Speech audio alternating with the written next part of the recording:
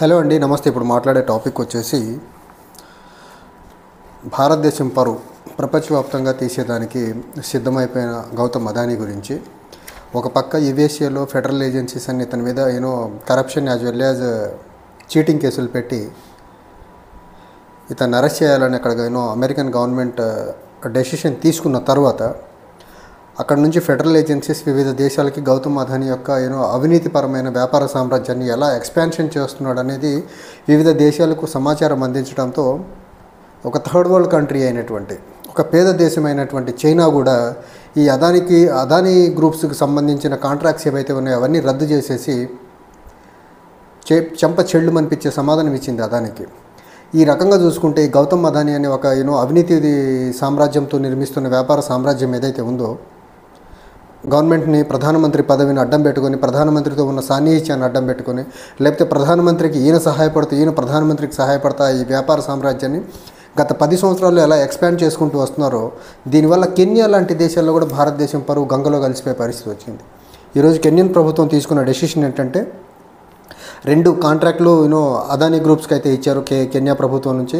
అందులో ఒకటి electricity lines electricity supply కోసం వేయాల్సిన ఎలక్ట్రిసిటీ లైన్స్ ఏవైతే ఉన్నాయో ఆ కాంట్రాక్ట్ని 30 ఏళ్ల పాటు దగ్గరగా 30 ఏళ్ళు, అందులో $736 మిలియన్ రూపాయలు కూడుకున్న ఈ ప్రాజెక్ట్ని కంప్లీట్గా రద్దు చేస్తున్నట్టు కెన్యన్ ప్రైమ్ మినిస్టర్ అయితే ఈరోజు డిక్లేర్ చేశారు.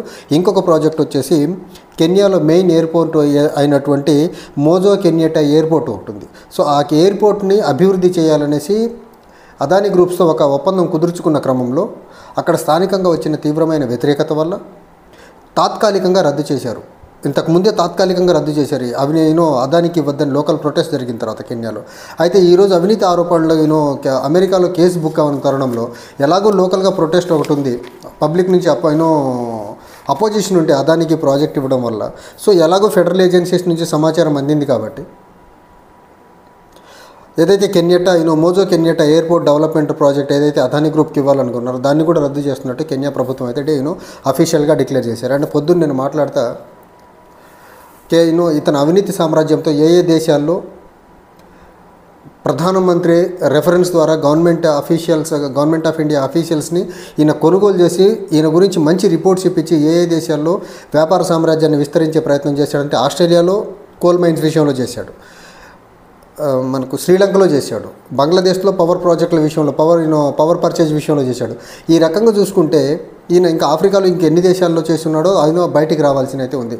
ఒక పక్క అమెరికాలో ఇతని మీద కేసు బుక్ అయిపోయింది, కెన్యా ఒక పక్క అగ్రిమెంట్స్ అన్ని రద్దు చేస్తుంది, శ్రీలంకలో ఇతనికి సంబంధించిన వ్యాపారం మీద ఇతని వ్యాపార కాంట్రాక్ట్ల మీద ఇన్వెస్టిగేషన్ మొదలవుతుంది, బంగ్లాదేశ్లో కూడా అదే పరిస్థితి. ఈ రకంగా చూసుకుంటే ప్రపంచవ్యాప్తంగా ఒక పక్కేమో బీజేపీ నరేంద్ర మోదీ ప్రపంచ పటంలో మొన్న చంద్రబాబు నాయుడు గారు ఒక మీటింగ్లో చెప్పారు, ప్రపంచాన్ని నరేంద్ర మోదీని చూసి గుర్తుపట్టే పరిస్థితికి వచ్చిందన్నారు.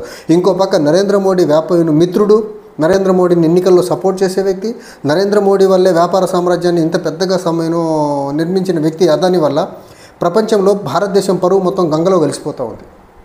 ఆఖరికి థర్డ్ వరల్డ్ కంట్రీ అయినటువంటి కెన్యాలో కూడా ఇతని కాంట్రాక్ట్లన్నీ రద్దు చేశారంటే భారతదేశం పరువు ఎంత దారుణంగా తీస్తున్నాడో చూడండి ప్రపంచవ్యాప్తంగా. ఇలాంటి వ్యక్తిని సపోర్ట్ చేస్తున్నటువంటి మోడీని ఏమనాలా? మోదీ మంచివాడు ఎలా అవుతాడు? అవినీతి చేయకుండా, అసలు మోదీకి ఇందులో భాగస్వామ్యం లేకుండా, మోదీకి బీజేపీకి ఎలక్షన్లకు డబ్బు సమకూర్చకుండా మోదీ ఇంతలా ఎందుకు ఒక వ్యాపారవేత్తలు 2 వ్యాపారవేత్తలని సపోర్ట్ చేస్తారు?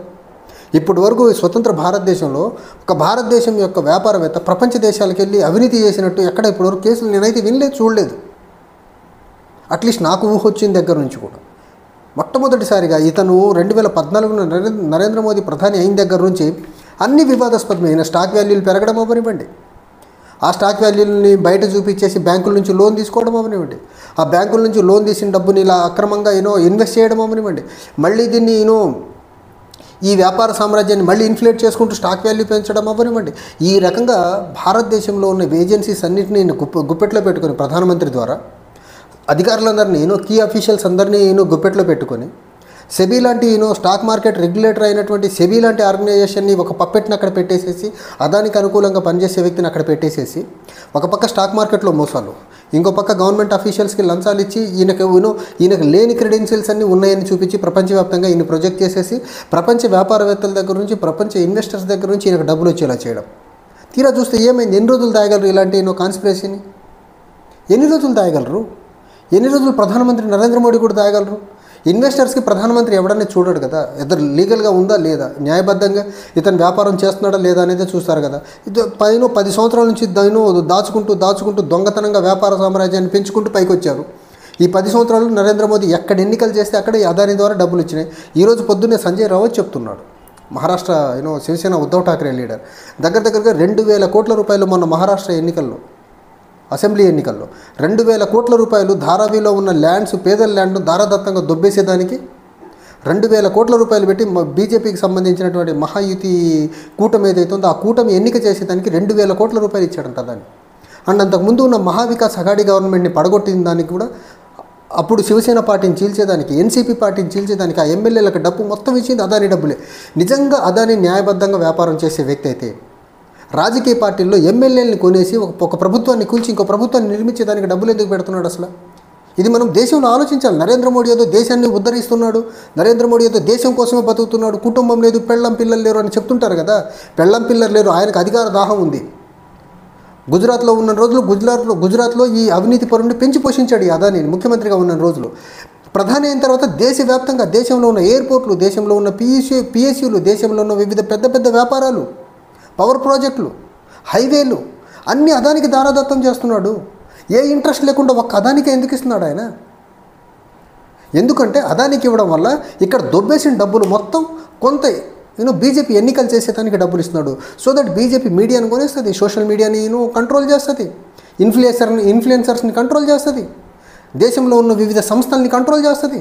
ఇదంతా ఈ అవినీతి దేశంలో ఉన్న పెద్ద వ్యాపారాలను అదాని అంబానీ చేతిలో పెట్టడం, పర్టికులర్లీ అదాని చేతిలో పెట్టడం, అదాని దగ్గర నుంచి వచ్చే డబ్బులు కమిషన్ ద్వారా మళ్ళీ ఎలక్షన్ చేయడం, మళ్ళీ గెలవడం, మళ్ళీ ఎలక్షన్ చేయడం, మళ్ళీ గెలవడం. ఇది నరేంద్ర మోడీ గత 10 సంవత్సరాలుగా చేస్తున్న పన్నాగం. ఆఖరికి తెలుగు వ్యక్తి జిఎంఆర్ దగ్గర నుంచి కూడా ఎయిర్పోర్ట్ లాక్కున్నారు వీళ్ళు. ముంబై ఎయిర్పోర్ట్ని, అహ్మదాబాద్ ఎయిర్పోర్ట్ అదాని కంట్రోల్లోకి వచ్చిన తర్వాత వర్షం వస్తే మొత్తం కూలిపోయింది టెర్మినల్ అంతా. సో భారతదేశంలో ప్రధాన వ్యాపారాలు అది ఎయిర్పోర్ట్స్ అవనివ్వండి. ముండ్రా పోర్ట్ అయితే కొన్ని సంవత్సరాల పాటు లీజుకి ఇచ్చేశారు ఈయనకి, 100 సంవత్సరాల దగ్గరగా. నరేంద్ర మోడీ ప్రధాని అయిన తర్వాత ముండ్రా పోర్ట్ కూడా ఈయనకి ఇచ్చేశాడు.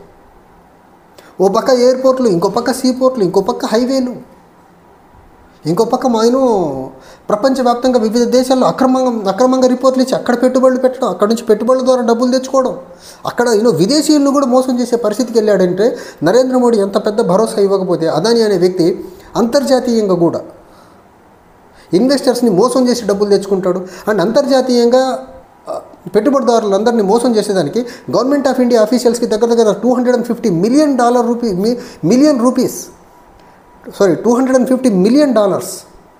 కరప్షన్ అవినీతి చేసి అధికారులందరినీ కొనేసి ఈయనకు అనుకూలంగా రిపోర్ట్లు ఇప్పించేసి వాళ్ళ దగ్గర నుంచి డబ్బులు దొబ్బే ప్రయత్నం చేశాడంటే ఎంత దుర్మార్గం ఇది. 20 సంవత్సరాలలో దగ్గరగా $2 బిలియన్ ఆదాయం సంపాదించేదానికి ఒక ప్లాన్తో కుట్ర చేసి అధికారులందరినీ కొనేసేసి చేస్తే అమెరికన్ ఫెడరల్ ఇన్వెస్టిగేటింగ్ ఏజెన్సీస్కి దొరికేసి ఇప్పుడు ఏం జరుగుతుంది? ప్రపంచవ్యాప్తంగా ఒక పక్క అమెరికాలో అరెస్ట్ చేయాలి, ఇతని మీద కేసులు, క్రిమినల్ చీటింగ్ కేసులు, కెన్యాలో కాంట్రాక్టులు రద్దు, శ్రీలంకలో కేసులు, బంగ్లాదేశ్లో ఇన్వెస్టిగేషన్లు. ఈ రకంగా ప్రపంచవ్యాప్తంగా ఈ అదాని అనే వ్యక్తి ఆస్ట్రేలియాలో ఏం జరిగిందో, ఆస్ట్రేలియా నుంచి కూడా ఒక రిపోర్ట్ వచ్చింది. ఆస్ట్రేలియాలో ఉన్న బొగ్గు గనులు అదానికి ఇచ్చేదానికి సాక్షాత్తు ప్రధానమంత్రి చాలా పెద్ద మొత్తంలో ఆస్ట్రేలియన్ ప్రభుత్వాన్ని ఒత్తిడి పెట్టి మరి ఆస్ట్రేలియాలో ఉన్నటువంటి బొగ్గు గనులు కాంట్రాక్ట్ ఇతనికి ఇచ్చేదానికి ఒత్తిడి పెట్టాడు. అంటే భారతదేశంలో ఉన్న ప్రధానమంత్రి నరేంద్ర మోడీ ఆ పదవిని అదానికి మేలు చేసేదానికి వాడుతున్నాడా, దేశానికి మేలు దానికి వాడుతున్నాడా అర్థం కావట్లా.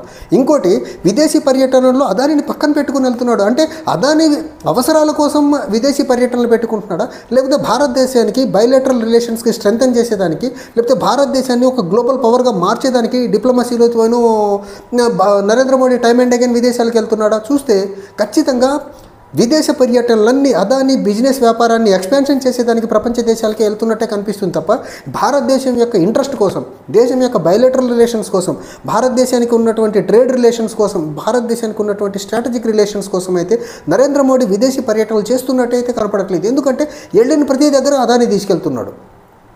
వెళ్ళిన ప్రతి దేశంలో ఏదో రకంగా అదానికి మేలు చేసే కాంట్రాక్టులు జరుగుతూ ఉన్నాయి. అది ఈరోజు టూర్ అయితే ఈ రోజు కాకపోతే ఇంకో రోజు ఖచ్చితంగా ఆ ప్రభుత్వానికి ఇతన్ని పరిచయం చేయడం, ఇతను వస్తే వ్యాపారాలకు కట్టబెట్టండి అనేసి సాక్షాత్ ప్రధానమంత్రి ఆ ఆస్ట్రేలియన్ గవర్నమెంట్ని అడిగాడంటే ఇంతకంటే దిగజారుడుతనం, దొంగ ఇంతకంటే అవినీతి ఇంకేమైనా ఉంటుందా? ప్రధానమంత్రి పదవిని ఒక వ్యక్తికి ఫేవర్ చేసేదానికి విదేశాల్లో అడుగుతున్నాడంటే నరేంద్ర మోడీ, ఆయనకు అసలు దేశం మీద ఏమాత్రం గౌరవం లేదు. దేశ ప్రధాన ఒక వ్యాపారస్తుడి కోసం పనిచేస్తున్న మనిషి అతను. అంటే ఖచ్చితంగా అదానీ కోసం, అంబానీ కోసం, పెద్ద పెద్ద వ్యాపారవేత్తల కోసం పనిచేస్తున్నట్టే ఉంది తప్ప ఇతను దేశం కోసం, దేశంలో యువత ఉద్యోగాలు లేక అల్లాడుతూ ఉంది. 45 సంవత్సరాల్లో హైయెస్ట్ రేట్ ఆఫ్ అన్ఎంప్లాయ్మెంట్, ఇంకో పక్క హైయర్ ఇన్ఫ్లేషన్, ఇంకో పక్క రూపీ అగెన్స్ట్ డాలర్ పడిపోతూ ఉంటుంది. నిత్యావసర ధరలు ఆకాశాన్ని అంటుతూ ఉన్నాయి. డీజిల్ పెట్రోల్ ధరలు పెరుగుతూనే ఉన్నాయి ఈయన ప్రధాని అయిన దగ్గర నుంచి. వీటిని కట్టడి చేసేదానికి, సామాన్య మానవుడికి రిలీఫ్ ఇచ్చేదానికి ఇలాంటి పనులు చేయకుండా ప్రపంచంలో ఎక్కడ ఏ వ్యాపారాలు ఉన్నాయో అవి అదానికి ఎలా వచ్చేలా చేసేదానికి ఈ ప్రధానమంత్రి పనిచేస్తూ ఉన్నాడు. నిజంగా చాలామంది అంటున్నారు కదా, విశ్వగురు దేశం, ప్రపంచంలో భారతదేశం యొక్క వెలిగేలా చేస్తున్నాడు ప్రధానమంత్రి. వెలిగేలా చేయట్లా, ఒక అవినీతి మొక్కని గుజరాత్లో నుంచి పెంచి పోషిస్తా దేశవ్యాప్తంగా విస్తరించేసి ఇప్పుడు ఇతని ఈ అదానీ అనే అవినీతి సామ్రాజ్యాన్ని, అవినీతి మొక్కని ప్రపంచం మొత్తం నాటే ప్రయత్నం చేస్తే అమెరికాలో దొరికేశాడు. కెన్యాలో చీవాట్లు, శ్రీలంకలో చీవాట్లు, బంగ్లాదేశ్లో చీవాట్లు. ఇంకేంటి భారతదేశం పరువు? ఏంటి నరేంద్ర మోడీ పెంచుతున్న భారతదేశం యొక్క ప్రతిష్ట ప్రపంచ దేశాల్లో? ఇలాంటి అవినీతి పరువుని వెనకేసుకొని ప్రతిసారి ప్రతి దేశానికి వెళ్ళి నిజంగా దేశభక్తుడు అంటారు కదా, కుటుంబం లేదే దేశం కోసమే బతుకుతున్నాడు కదా. మరి దేశం కోసం బతికే వ్యక్తి అయితే ఒక అవినీతి పుట్టను పక్కన పెట్టుకొని విదేశాలకు ఎందుకు వెళ్తాడు? విదేశీ పర్యటనలకు ఎందుకు వెళ్తాడు? ఇప్పుడు దీనికి ఏం సమాధానం చెప్తారు ఈ సంఘీయులు, బీజేపీ మోడీ మద్దతుదారులందరూ? సమాధానం కూడా చెప్పలేరు. ఇక రేపటి నుంచి మొదలు పెడతారు మీడియాలో, సోషల్ మీడియాలో డైవర్ట్ చేయడం, ఇంకా ఎటు పడితే అటు తీసేస్తారు దీన్ని. ఈ ఇష్యూని లైమ్ లైట్లో లేకుండా చేస్తారు ఈ బీజేపీ వాళ్ళు. అరే ఆయన దేశం పరువు తీస్తున్నారా మీ రాజకీయ స్వార్థం కోసం? బీజేపీ అండ్ ఆర్ఎస్ఎస్ వాళ్ళ రాజకీయ స్వార్థం కోసం, ఆ కుర్చీ స్వార్థం కోసం ప్రపంచ దేశాల్లో దేశం పరువు తీస్తున్నారు. వీళ్ళకి దేశం మీద ఏమాత్రం గౌరవం ఉంటే ఇమీడియట్గా మోదీ దేశంలో ఉన్న ఇన్వెస్టిగేటింగ్ ఏజెన్సీస్ ఏవైతే ఉన్నాయో, సిబిఐ అవనివ్వండి, ఈడీ అవనివ్వండి, ఇన్కమ్ ట్యాక్స్ డిపార్ట్మెంట్ అవనివ్వండి, వాళ్ళందరినీ అదానీ యొక్క వ్యాపార సామ్రాజ్యాల మీదకి పంపించి రైడ్ చేపించి అర్జెంటుగా ఇతన్ని అరెస్ట్ చేయాల్సిన బాధ్యత నరేంద్ర మోదీ మీద ఉంది. నిజంగా నరేంద్ర మోదీ అనే వ్యక్తి నిజాయితీపరుడు, చిత్తశుద్ధి గలవాడైతే ఖచ్చితంగా అదానీ అంశంలో ఈ పర్టికులర్ ఇప్పుడు కన్నా ఒకసారి హిండెన్బర్గ్ రిపోర్ట్ వచ్చింది 2022లో, అప్పుడు ఎలాంటి యాక్షన్స్ తీసుకోవాలి? కనీసం ఇప్పుడన్నా ప్రపంచ దేశాలు మొత్తం ఉమ్మేస్తున్నాయి అదానీ మీద. ఈ టైంలో ఉన్న యాక్షన్ తీసుకోకపోతే నిజంగా అవినీతి అదానీ చేస్తున్న అవినీతిలో బీజేపీకి, ఆర్ఎస్ఎస్కి, మోదీకి అందరికీ భాగస్వామ్యం ఉన్నట్టే. యాక్షన్ తీసుకోకపోతే ఖచ్చితంగా వీళ్ళందరూ కలిసికట్టుగా, BJP, RSS and Modi, Amit Shah వీళ్ళందరూ కలిసికట్టుగా ప్రపంచవ్యాప్తంగా వివిధ దేశాల్లో అవినీతి వ్యాపారం చేస్తున్నట్టు భావించాల్సి ఉంటుంది. Thank you.